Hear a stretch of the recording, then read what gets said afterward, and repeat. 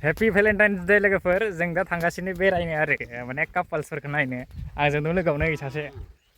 जों थांनो थांगोन दा बेरायनो जों दा नायनो थांनो नागिरदों दा अर्किड पार्क जेरै काजिरङाजों लोगोसे बेबो मोनसे फेमास आरो न काजिरङायाव जाय फैयो माने गोजाननिफ्राय टुरिस्टफोरा बेयाव हाबखायो आरो ओमफ्राय जों दा बेवहाय सफैबाय बेवहाय दा टिकेट काउन्टार टिकेट दाननांगौ आरो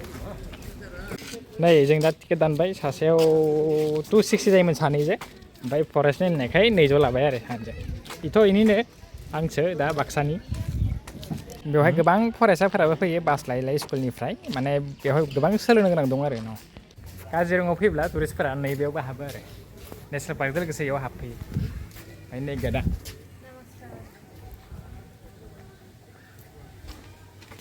जों दा गिबियावनो अर्किड एरिया माबानोसै बेवहाय सब आरो माबा नार्सारि खालामना दोननाय दं माखासे बिफां लाइफां बेसेबां गोबाव जोरो मालाय टुरिस्टफोरनो फोरमायना होयो जों ओमफ्राय गदल' नायबाय जोंथ' दा नामफोरखौबो मिथिया मालाय टुरिस्टफोरनिया नामफोरखौबो मालाय खिथायो बेसेबां जोरो बेसेबां बोसोर थायो मा बिफां हमनो नाया जो ये बीन्स है ये लास्ट ईयर का है तो पहले वो ग्रीन कलर में रहेंगे डार्क ग्रीन बीन्स का कलर तो एक साल में देखिए धीरे धीरे येलो कलर में कन्वर्ट होते जा रहा है तो इसी बीन्स को फर्मेंटेशन करना पड़ता है तो बीन्स को मतलब तोड़ के जैसे हॉट वाटर होते हैं उसमें एक बार डिप करके उसको निकाल के जैसे टिश्यू पेपर में रब करना फिर उसको 10 या 15 डेज के लिए सन ड्राई डायरेक्टली उसको धूप में सुखाना पड़ेगा तब जाके वो ब्राउन स्टिक जैसा होंगे और अंदर जो ब्लैक पार्ट होते हैं वो प्रेस करके निकल के आइसक्रीम बन जाते हैं जब हम लोगों ने फर्मेंटेशन करके रखा है 2-3 बीन्स बेवहाय आसामनि माखासे हारिफोरनि दामग्रा देग्रा आगजुफोर बेवहाय दङ दा फैनायाव नायसिगोन आरो जों नोंथांमोना साननाङा दे बेयाव फोरोंनानै होआ माने सोलोंनो हागोन आरो बेयाव सोंबानो खिथानो हागोन बेयाव खिथानो नागिरबा थाखायो नोंथांमोना सोंबानो माने खिथानो हागोन आरो नैनिफ्राय बायना लांनो हागोन आरो बेलेगाव साजायनाय ओमफ्राय नैनिफ्राय बायना लांनो हागोन माखासे दं बेफोरखौ बायना लांनो हागोन बेयो फाननायनि थाखाय ओमफ्राय बेवहाय माखासे आसामनि हारिफोरनि मोसानाय नुयो आरो सानफ्रामबो कार्बिनि मोसानाय कार्बि देश बेम्बु मोसानाय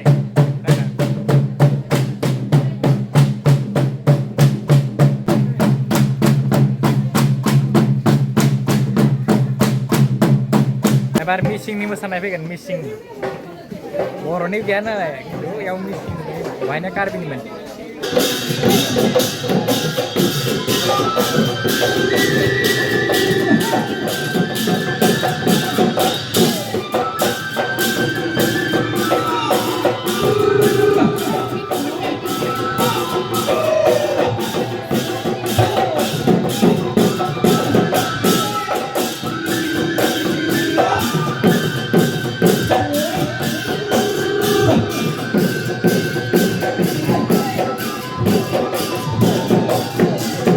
एबार बिहु मोसासिगोन आरो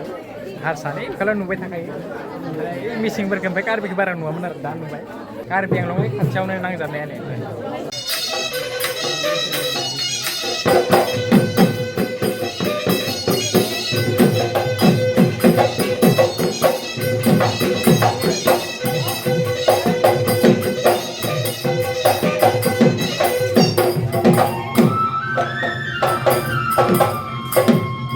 थानानै बैसागो मोनलायदो माने फिलिंसा बे दङ नागि मेडिसिननि थाखाय जायो नोंखिनिया फाननो नागिरदो सिंह नैयो गान्दा दं जिराफबो दङ ओरै जिराफ दङ खिन्थु बे गेलेग्राबो आरो ओमफ्राय इथिंजाय दं नै डाइनासर जिरायग्रा दा जों फैयै ओमफ्राय नै 101 भेजिटेबल्स गार्डेन 101 माने फिथाइ सामथाइ मोनगोन नों जौसेसेनि फिथाइ सामथाइनि गार्डेन नैयो माने बागान ओमफ्राय एसे थांबाय गाहायखि थांनांगोन बै मायबा मायबि बिफां माबा दंसोगारो ओरै गाहायाव थांनांगोन बे माने गराय दङ ओमफ्राय नैथिंजाय माबाजों बानायनाय बेखौसो नों गायदों प्लिज डन्ट टाच एनिथिं दांनो मोनानो गरखालिनि गहनानो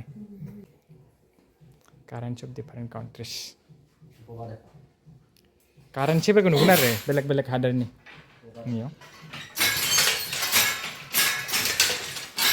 नैयाव गामुसा दागासिनो ओमफ्राय नैथिंजाय आरो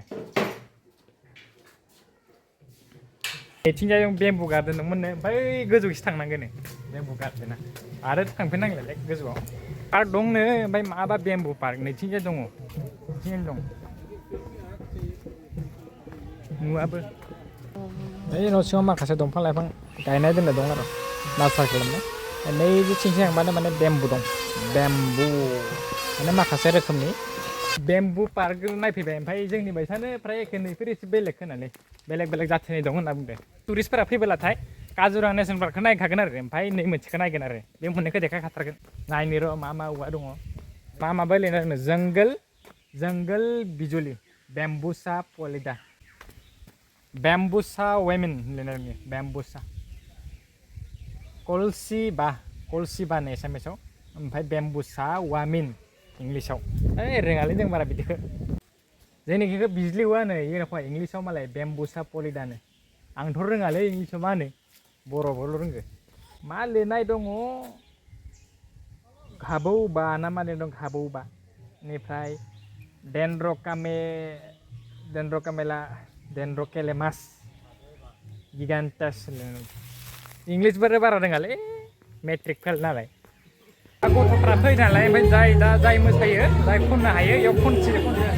मोसादो ओमफ्राय जाय खननो हायो माबा खालामनो हायो बेयाव देखायनो हायो बेयो देखायनो हायो सिख्लाया मोसागासिनो दं ओमफ्राय नै बेफोरखौ नुदों क्रिएटिभिटि नायना मा बानायदों ओमफ्राय दंफांनिफ्रायनो खिन्थु गुनाबो दं दे नै बेफोर गुना बेखौ बानायदो साफानो नैखै हिट नुदों खिन्थु बनायनायखौ न'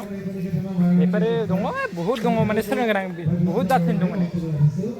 ओमफ्राय बेयाव गथ'फोरा सोलोंनो फैयो आरो काजिरङायाव फैबाथाय गथ'फोरखौबो लाबोयो बेयाव पिकनिक जानाय भाजिनो बेयाव लाबोफायो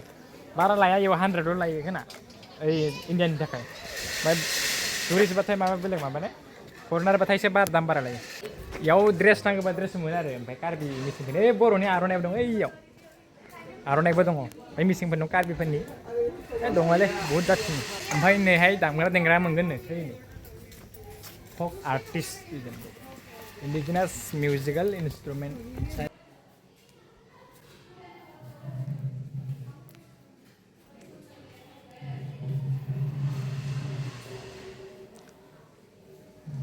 बेवहाय आसामनि माखासे हारिफोरनि दानाय लुनायनि आरो सि जोम नुनो मोनगोन आरो माखासे आसामनि हारि नैयो नागाफोरनि गाननाय जोमनाय एटायार अफ नागा पिपोल नैयो मिज'नि मिज' नैयो मिसिं ट्राइबनि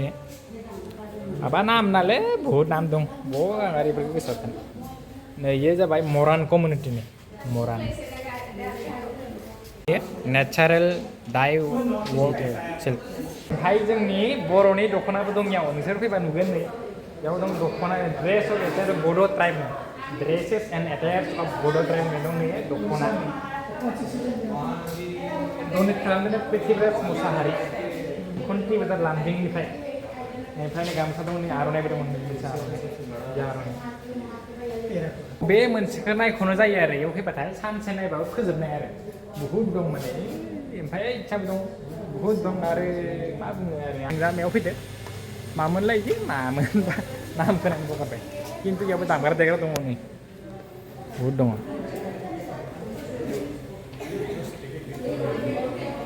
मिउजियाम टाइपनि आरो बेयाव माने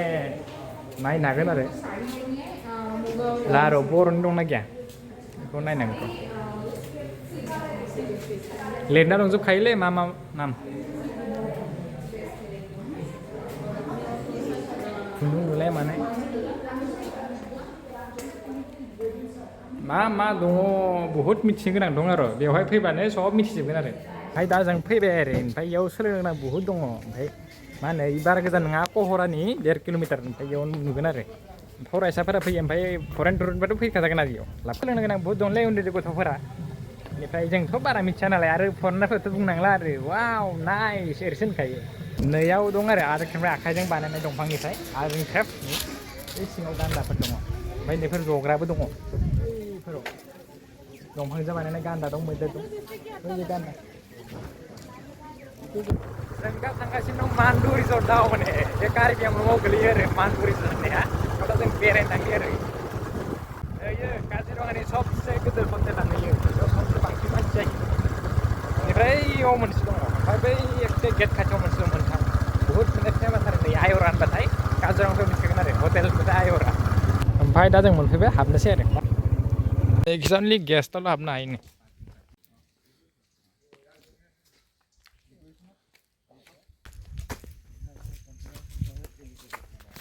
नै 300 मिटार थांबोला जिप लाइनिं मोनगोन नो कामान्ड' नेट ओमफ्राय आर्सारि एयारगान बरमा ब्रिज ओमफ्राय बेट फिशिं मा मा बुस्थु ओमफ्राय जों बेवहाय फैसा होनांगोन नालाय हाबासै आरो ओरैनो थाबाय फैफिनबाय आरो आं दा गाखोगोन आरो ओइ गोजौआव नोंसोर नायबाय दा या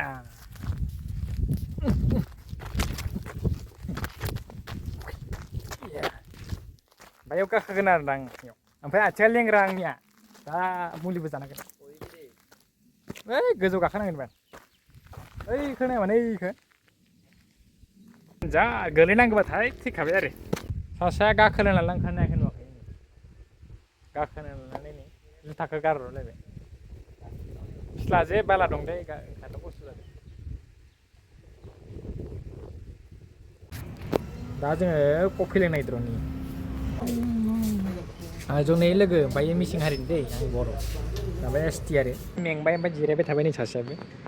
बेनिफ्राय माबालै आंनि इउटुब चेनेलखौबो साबसक्राइब खालामनो हायो माने गोदानसो दै ओमफ्राय आगोलनिमोन आं खुलिदोंमोन ओमफ्राय बहुद दिननि भिडिअ होआखै माने दा होनो सानदों नालाय नोंथांमोना एसे हेल्प खालामदोंब्रा दे